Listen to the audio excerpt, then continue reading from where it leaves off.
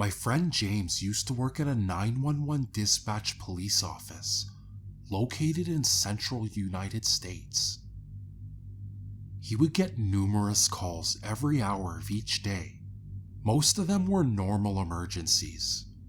However, there was one incident that still scares him to this day. The area in which he worked at was mostly made up of forest and hills. This type of terrain also stretched for many miles on end.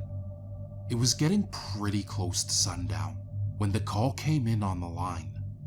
James immediately answered it, asking the caller what the problem was. 911, what's your emergency? There was no immediate answer, but James claimed to hear faint breathing coming through his headset.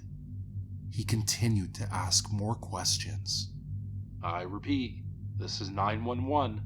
Hello? How can I help you? Hello? There was finally an answer. Yes. Thank God, yes. I need your help.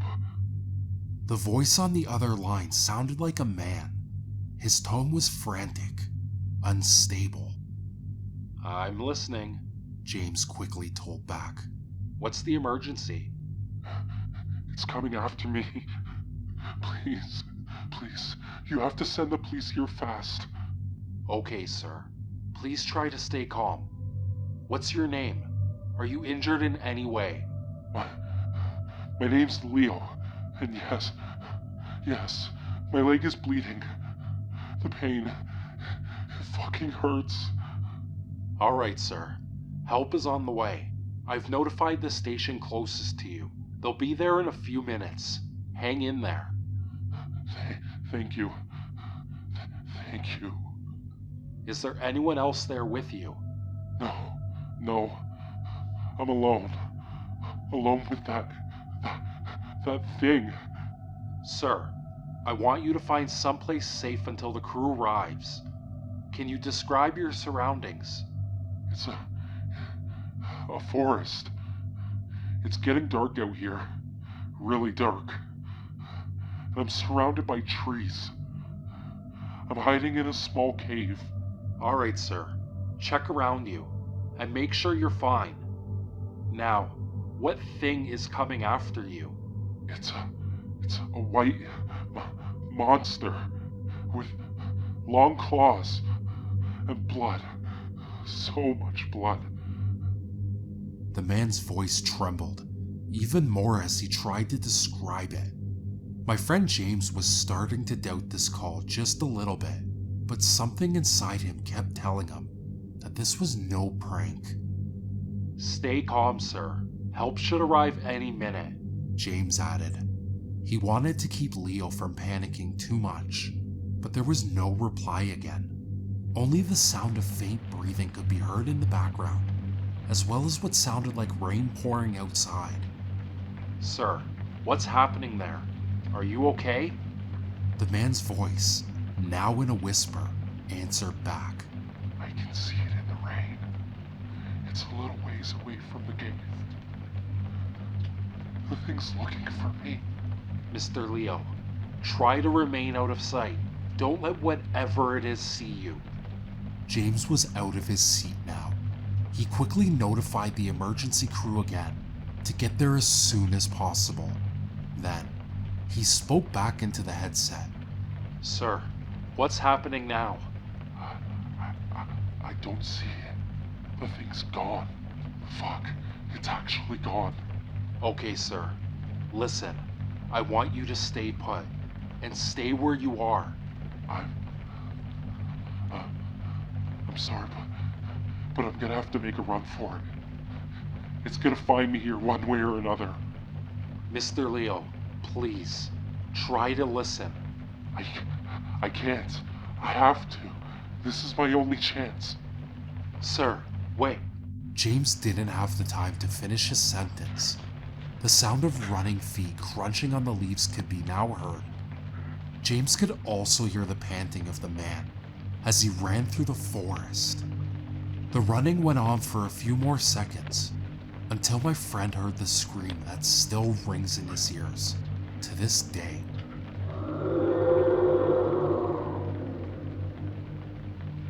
A screech so loud it blasted through his own headset. Shit. The man yelled frantically. Something was chasing him. Leo, do you see any clearing or any way of escape out of the forest? My friend tried his best to help, but he could do nothing but hear the horror that was unfolding. The line was also starting to break up a bit. James could barely make out certain words as the static was kicking in. It's coming. Me. I can't. Finally, another screech echoed through his headset, and it sounded even closer than before.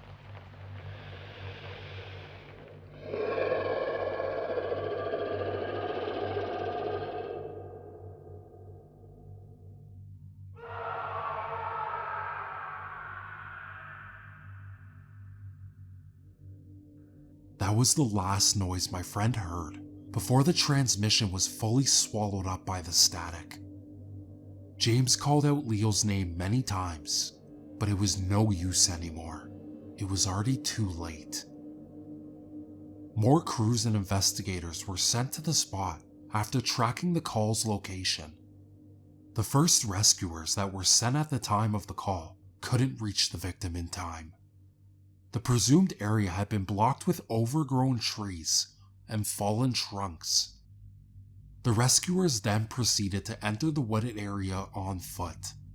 By that time, the caller had already left the cave. They also claimed to hear a screech, as well as several other screams that night. After more backup was received, the investigators continued to search the area where the call last ended. There, they found some disturbing evidence. They found the remains of Leo, whose upper body was the only thing left behind. The legs and arms were missing, brutally torn off. His chest and his face had long claw marks running down them, almost making him unrecognizable. Fortunately, police found the phone he was using, but it too was all smashed up. They couldn't collect the information on it. This case has never been solved to this day, and since then, my friend has transferred away to another station in a different area. It took him a bit of time to recover from the incident. I felt that sharing with you guys would help give my friend more insight on what this monster actually is. If you have any ideas of what it is, please do say. I realize one truth. I don't know what else lurks in the darkness of the forest, and believe me, I don't think I want to find out.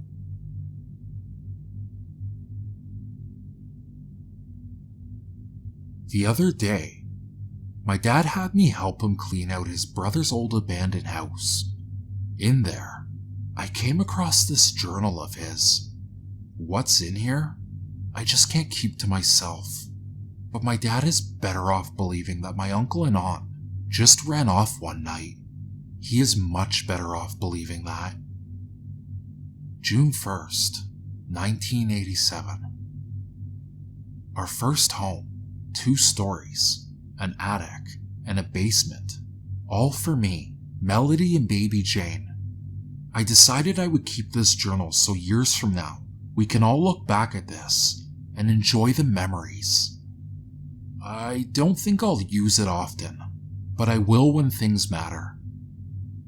June 14th, 1987. Be nice if we could get a phone company that wants to work this far out of town.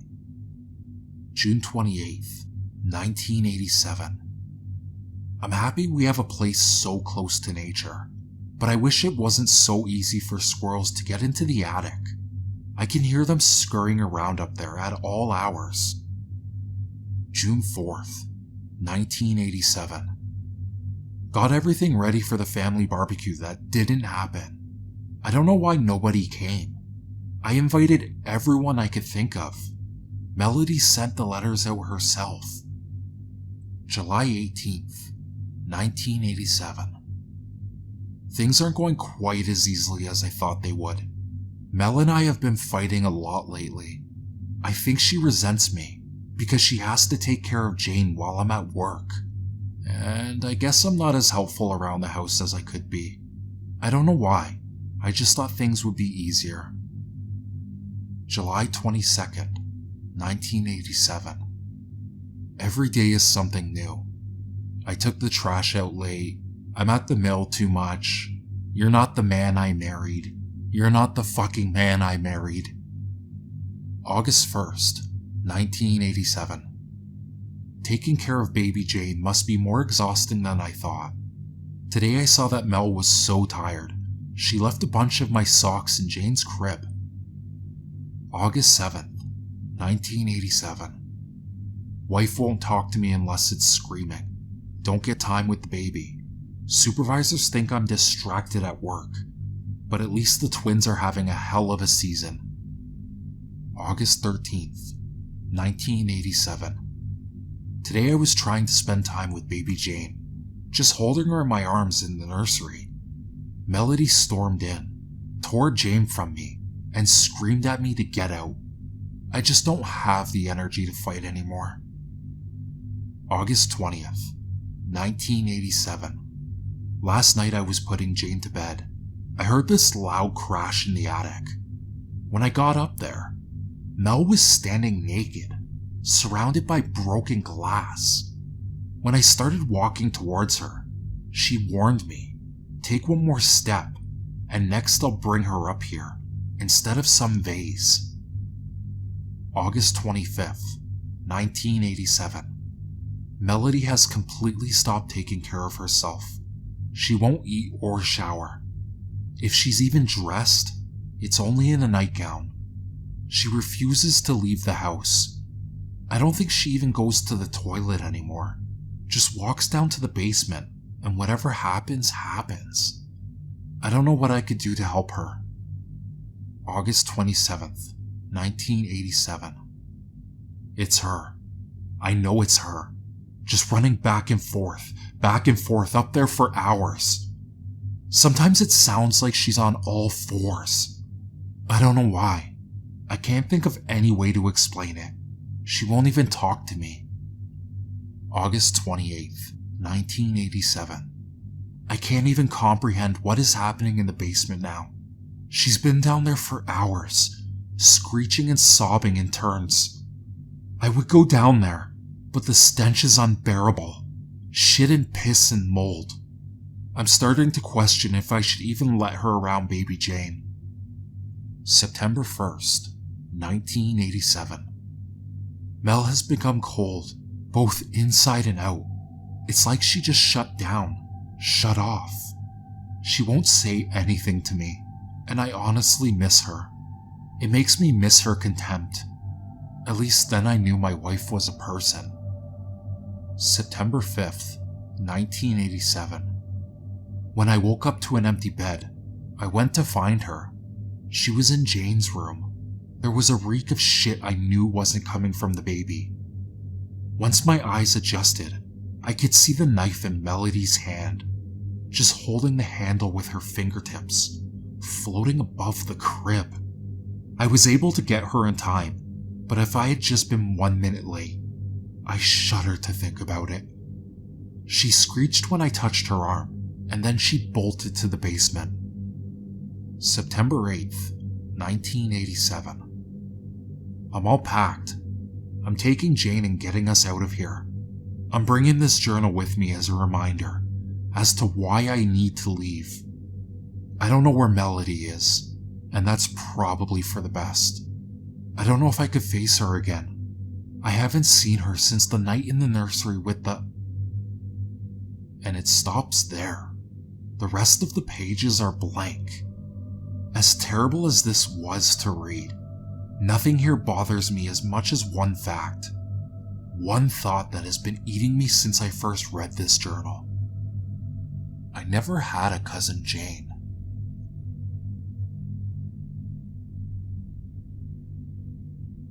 I was 14 when my best friend went away. David told me at a sleepover one night. So, he fidgeted. My mom got a new job. It's in California. He didn't look up. That's like 2,000 miles from here. I googled it. I was silent for a long time after that. I hear California's awesome, I said with a smile. No snow. He smiled back.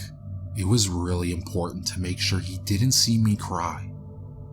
We should make this last day legendary, David told me with a grin. He hadn't told anyone else about his departure yet. He was leaving in the middle of February, so people were going to notice he was gone. What if everyone thought that Bloody Mary took me away? The plan was brilliant. After school, he and I would announce that we would summon the ghost in the mirror, and he'd slip out of the window. It was a short reach down to the second floor balcony, and he would climb onto it, sneak down the stairs, and walk home. I would come out and announce that Bloody Mary had taken him into another world, and no one would ever see him again. We all have to leave sometime. Once we accept that, we can control the method. There were at least 24 people who gathered around the bathroom on that Friday after class. No one had attempted to summon the ghost since Jimmy Fisher tried in the 5th grade, then went home early because he peed his pants. Nobody wants to be like Jimmy. Jimmy still sat alone at lunch. David and I were barely able to contain our smirks as we went into the bathroom alone. You know, we should at least try it, I explained. That way, we won't be lying when we say we attempted to bring forth the ghost. I said the last 4 words with mock drama. He blanched just a little. Okay, I suppose so. I boldly stood in front of the mirror, and he stood next to me. Bloody Mary, I killed your son. His voice echoed mine, albeit haltingly. We stared into our reflections. We blinked. So did they. Nothing happened. We both let out a sigh of relief. I'd better get out of here, David offered. It's time. A hitch of sadness rose in my throat. Yeah, was all I could say. He put one leg up on the sink and one on the open window before offering me a last goodbye. See ya, he said with a smile. He looked down and shifted his weight in order to position himself for the window escape. He was halfway out when I decided that I couldn't resist. Boo! I shouted at him as I jumped forward. His eyes shot up immediately and betrayed a moment of terror. Honestly, I hadn't meant to make him slip. David fell through the window and out of sight before I could even react. Oh great, I thought. Well, now we'll have to deal with a twisted ankle. This will ruin the whole prank. I walked over to the window and peeked my head through. David's head was impaled, sideways, on a metal pole that had once been part of a chain-link fence. He must have fallen 15 feet. It ran temple to temple. The top of the pole was coated in blood, and the tip of it had brain matter resting on it. His legs were twitching like he was running in place, but the pole held him firm. It wiggled as his legs danced. His eyes darted around wildly as his jaw flapped open and shut, but he was already dead. I think that Bloody Mary really did get us in the end. At least, that's what I told everyone. I said that David got spooked at what he saw and jumped out of the window. And I see David's killer every time I look in the mirror.